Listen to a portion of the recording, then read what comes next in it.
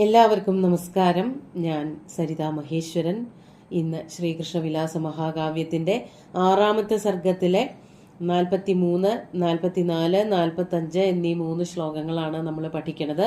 3 ശ്ലോകങ്ങളിലും അനുഷ്ടുപ്പ് വൃത്തം തന്നെയാണ് കവി പ്രയോഗിച്ചിരിക്കുന്നത്. ഇതില് ഇന്ദ്രന്റെ ആക്രമണങ്ങളെ പറ്റിയിട്ടാണ് വർണ്ണിച്ചു തുടങ്ങുന്നത്. എന്തൊക്കെയാണ് മേഘങ്ങളുടെ കാര്യവും ഇടിവെട്ടിന്റെ കാര്യമൊക്കെയാണ് ഇനി പറയണത്. നമുക്കാദ്യം 43ാമത്തെ ശ്ലോകം ചൊല്ലി നോക്കാം. തടിപ്പാടല ദുർദർശാസ്താപിച്ഛശ്യാമമൂർത്തയ അഗ്രതസ്തസ്യ ജീമൂതാ ചേലുർഗംഭീര നിസ്വനാ. നമുക്കാദ്യം പദച്ഛേദം നോക്കാം. തടിപ്പാടല ദുർദർശാഃ താപിച്ഛശ്യാമമൂർത്തയ അഗ്രത തസ്യ ജീമൂതാ ചേലു ഗംഭീര നിസ്വനാ.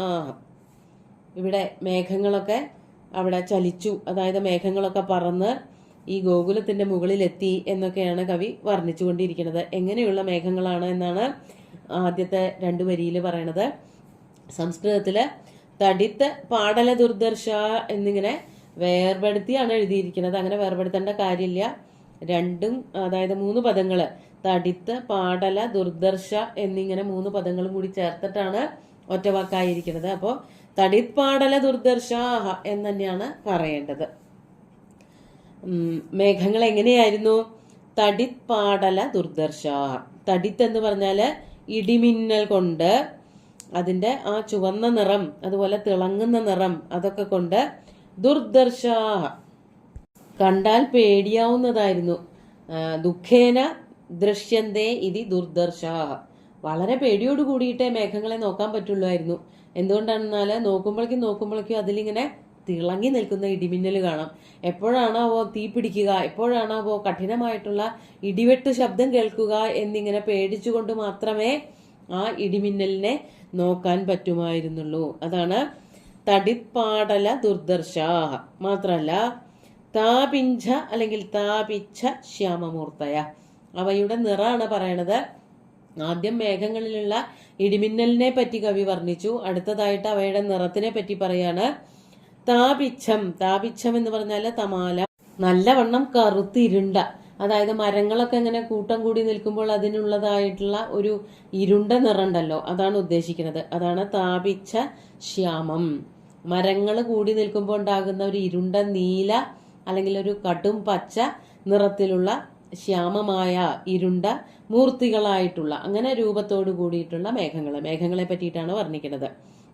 അങ്ങനെയുള്ള ജീമൂതാഹ, ജീമൂതങ്ങൾ. ജീമൂതം എന്നുള്ളതിന് പർവ്വതം എന്നർത്ഥമുണ്ട്, മേഘങ്ങൾ എന്നും അർത്ഥമുണ്ട്. ഇവിടെ മേഘം എന്നുള്ള അർത്ഥം തന്നെയാണ് എടുക്കുന്നത്. അങ്ങനെയുള്ള ജീമൂതങ്ങൾ. പിന്നെ എങ്ങനെയുള്ളതും കൂടിയായിരുന്നു? ഗംഭീര നിസ്വനാഹ. ആദ്യം ഇടിമിന്നലുണ്ട് പറഞ്ഞു, അതോടൊപ്പം തന്നെ കറുത്തിരുണ്ട രൂപമാണ് ധരിച്ചത് എന്ന് പറഞ്ഞു. മാത്രമല്ല നല്ല കഠിനമായിട്ടുള്ള ചെവി പൊട്ടിക്കണ പോലത്തെ ശബ്ദമുള്ളവ. ഗംഭീര നിസ്വനാഹ ജീമൂതാഹ. അതും കൂടി ചേർത്തിട്ട് വേണം മേഘങ്ങൾ എന്ന് പറയാൻ. അങ്ങനെയുള്ള മേഘങ്ങൾ ഗംഭീര നിസ്വനാഹ ജീമൂതാഹ തസ്യ അഗ്രത ചേലു. തസ്യ ഇന്ദ്രസ്യ അഗ്രത മുൻപേ. അതായത് ഇന്ദ്രൻ ഈ ഐരാവതത്തിന്റെ പുറത്ത് കയറിയിട്ട് ഗോകുലത്തിലേക്ക് ആകാശമാർഗേണ സഞ്ചരിച്ചു കൊണ്ടിരിക്കുന്നതിന്റെ മുമ്പേ, അതായത് ഇന്ദ്രൻ പോകുന്നതിന് തൊട്ടു മുമ്പ് തന്നെ, ഇന്ദ്രന്റെ മുൻപിലായിട്ട് തന്നെ, അങ്ങനെ പറയാണ് കുറച്ചുകൂടി നല്ലത്. ഇന്ദ്രന്റെ ഐരാവതവും ഇന്ദ്രനും കൂടി സഞ്ചരിച്ചു കൊണ്ടിരിക്കുന്നതിന്റെ മുമ്പിലായിട്ട് കറുത്തിരുണ്ട ഇടിമിന്നലോട് കൂടിയ ചെവി പൊട്ടുന്ന ശബ്ദത്തോടു കൂടിയ ഭീകരന്മാരായിട്ടുള്ള മേഘങ്ങൾ അങ്ങനെ സഞ്ചരിച്ചു കൊണ്ടിരുന്നു. ചേലു എന്ന് പറഞ്ഞാൽ അവ കൂട്ടത്തോടെ സഞ്ചരിച്ചു, ചലിച്ചു എന്നർത്ഥം. എല്ലാവരും ഗോകുലത്തിലേക്ക് പോയിക്കൊണ്ടിരിക്കുകയാണ്. അപ്പോ എന്താണ് സൂര്യൻ ചെയ്തത് എന്ന് കവി പറയാണ്. 44ാമത്തെ ശ്ലോകം നോക്കൂ. പശ്യതാ നമയാ സ്ഥേയം പാപം കർമ്മ വിടൗജസ ഇതി ക്വാപി യയൗ ഭാനു ജീമൂതാവരണച്ഛലാത്. ആദ്യം പദച്ഛേദം പറയാം.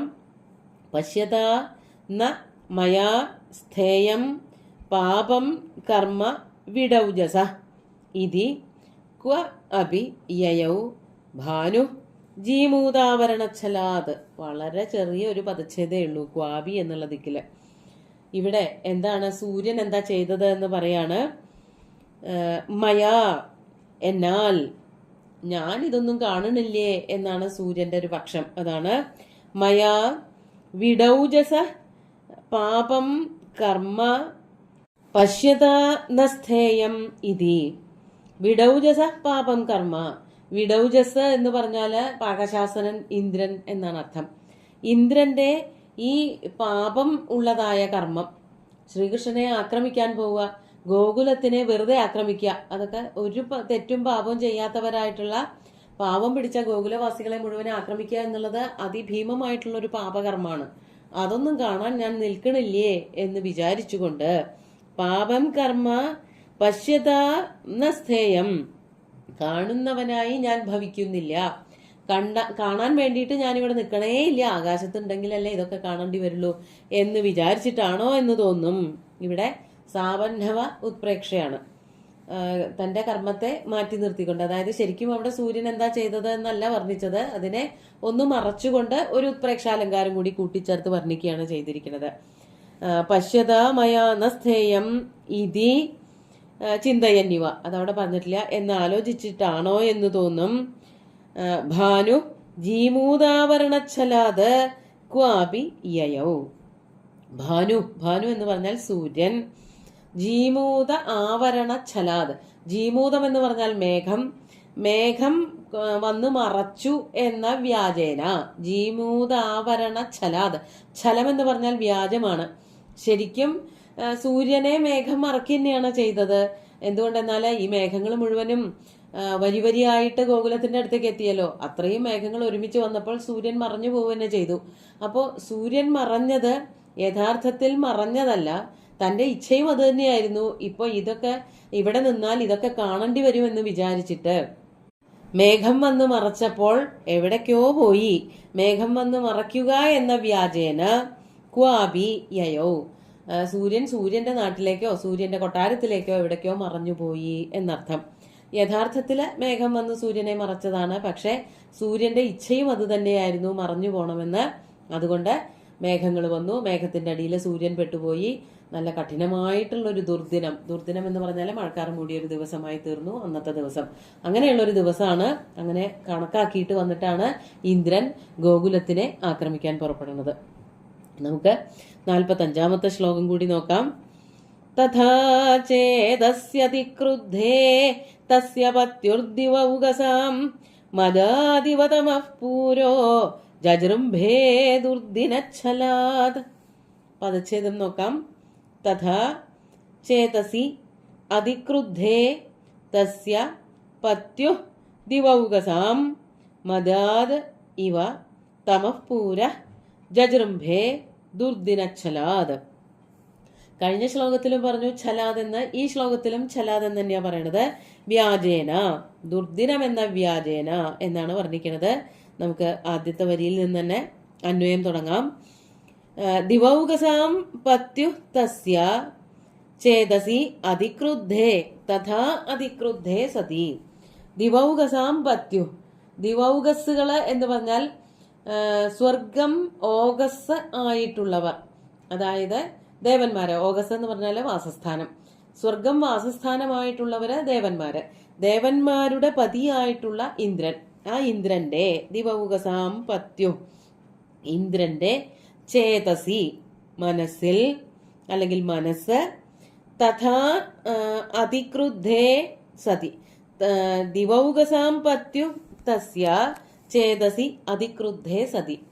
ദേവന്മാരുടെ പതിയായിട്ടുള്ള ഇന്ദ്രന്റെ, ആ ഇന്ദ്രന്റെ മനസ്സ് അതീവ ക്രുദ്ധമായി തീർന്നപ്പോൾ, മനസ്സിൽ മുഴുവനും മതാന്ധകാരം അല്ലെങ്കിൽ ദേഷ്യം മാത്രം വന്നു നിറഞ്ഞപ്പോൾ ആ ദിവസവും ആകെ മാറിപ്പോയി എന്ന് കവി വർണ്ണിക്കാണ്. മദാദിവ തമഃപൂര ദുർദിനച്ഛലാദ് ജജൃംഭേ. മദാദ് ഇവ, മദം കൊണ്ടെന്ന പോലെ. മദാദ് എന്ന് പറഞ്ഞാൽ അഹങ്കാരം, അഹങ്കാരം വർദ്ധിച്ചതുപോലെ. തമഃപൂര, തമഃപൂര എന്ന് പറഞ്ഞാല് ഇരുട്ടിന്റെ ഒരു കൂമ്പാരം. അതായത് സൂര്യൻ അസ്തമിച്ചു പോയി, സൂര്യൻ അസ്തമിച്ചു അല്ലെങ്കിൽ മേഘത്തിന്റെ അടിയിൽ പോയപ്പോൾ പിന്നെ ഇരുട്ട് മാത്രമല്ലേ ഉണ്ടാവുള്ളൂ. ഇരുട്ട് കേവലം ഭൂമിയിൽ മാത്രമൊന്നുമല്ല, മേഘം വന്ന് പറഞ്ഞപ്പോൾ മാത്രമൊന്നുമല്ല, ആ ഇന്ദ്രന്റെ മനസ്സിലും കഠിനമായിട്ടുള്ള ഇരുട്ട് തന്നെയായിരുന്നു. അതിൻ്റെ ഒരു വ്യാപനമാണോ എന്ന് പോലും തോന്നും എന്നാണ് കവി വർണ്ണിക്കുന്നത്. അതാണ് മദാദിവ, അഹങ്കാരം വർദ്ധിച്ചിട്ടാണോ എന്ന് തോന്നും. തമപൂര ദുർദിനച്ഛലാത് ജജൃംഭേ, ഇരുട്ടിൻ്റെ ഒരു കട്ടി, അതായത് കഠിനമായിട്ടുള്ള കൂരിരുട്ട് ദുർദിനം എന്ന വ്യാജേന ജജൃംഭേ വർദ്ധിച്ചു. ദുർദിനം എന്ന വ്യാജേന എന്ന് പറഞ്ഞാൽ ദുർദിനം എന്നുള്ളതിന് ചീത്ത ദിവസം എന്നല്ല അർത്ഥം, മഴ ദിവസം എന്നാണ് സംസ്കൃതത്തിൽ അർത്ഥം. ഒട്ടും വെളിച്ചവും വെയിലൊന്നും ഇല്ലാത്തതായ ഒരു ദിവസം. ദുർദിനം എന്ന വ്യാജേന ജജൃംഭേ, ശരിക്കും അത് ദുർദിനം തന്നെയായിരുന്നു. മഴക്കാർ വന്ന് നിറഞ്ഞു, മഴ പെയ്യാൻ തുടങ്ങി എന്ന് പറയുമ്പോൾ അത് ഒരു ദുർദിനമാണ്. പക്ഷെ തമസ് അഹങ്കാരം കൊണ്ട് വർദ്ധിച്ച് അതിനെ ഒരു ദുർദിനമാക്കി തീർത്തു. തീർച്ചയായിട്ടും ഇനി വരാൻ പോണ ദിനങ്ങളൊക്കെ ദുർദിനങ്ങൾ തന്നെയാണ് എന്നുള്ളതിലും സംശയമില്ല. നല്ലവണ്ണം അലങ്കാരങ്ങളൊക്കെ പ്രയോഗിച്ചിട്ട് ശ്ലോകങ്ങളെയൊക്കെ ഭംഗിയാക്കാൻ കവി ശ്രമിച്ചിട്ടുണ്ട്. നമുക്ക് ശ്ലോകങ്ങൾ ഒന്നുകൂടി ചൊല്ലി നോക്കാം. തടിത്പാടല ദുർദർശാസ്താപിച്ഛശ്യാമമൂർത്തയ അഗ്രതസ്തസ്യ ജീമൂത ചേലുർഗംഭീര നിസ്വനാ പശ്യതാ നമയാസ്ഥേയം പാപം കർമ്മ വിഡൗജസ ഇതി ക്വാപി യയൗ ഭാനു ജീമൂതാവരണച്ഛലാദ് തഥാ ചേതസ്യ അതിക്രുദ്ധേ തസ്യ പത്യുർദിവൗകസാം മദാദിവതമഃ പൂരോ ജജൃംഭേ ദുർദിനച്ഛലാദ്. കഴിഞ്ഞ ശ്ലോകത്തിൽ പറഞ്ഞ പോലെ തന്നെ ഈ ശ്ലോകത്തിലും ചാപന്നവ ഉത്പ്രേക്ഷ തന്നെയാണുള്ളത്. അങ്ങനെ ഇന്ദ്രന്റെ ആക്രമണത്തിന് ആ ഗോകുലം പാത്രീഭവിക്കാൻ പോവുകയാണ്. അതിൻ്റെ ഒരു പൂർവ്വരംഗമാണ് ഇപ്പോൾ വർണ്ണിച്ചിരിക്കുന്നത്. സുന്ദരമായിട്ടുള്ള 3 ശ്ലോകങ്ങളും ഭഗവാന്റെ കാൽക്കൽ അർപ്പിച്ചുകൊണ്ട് ഗുരുവായൂരപ്പനെ സാഷ്ടാംഗം നമസ്കരിച്ചുകൊണ്ട് എല്ലാവർക്കും ശുഭദിനം നേർന്നു നിർത്തട്ടെ. നന്ദി.